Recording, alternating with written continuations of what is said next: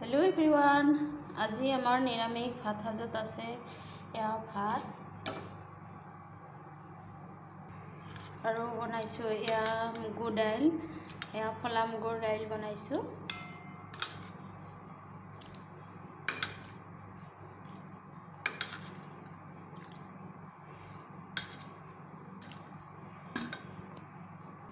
और या पिटिका बनाइছো भोल और आलू जिका भोल आलू एनेदरे पिटिका बनाइছো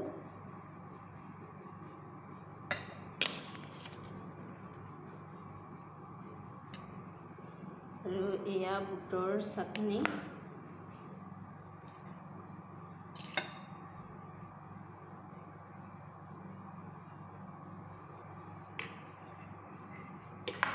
एनेदरे खाम आज निरामिष भात साज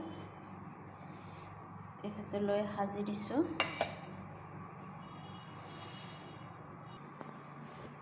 আৰু এয়া ঘি দিম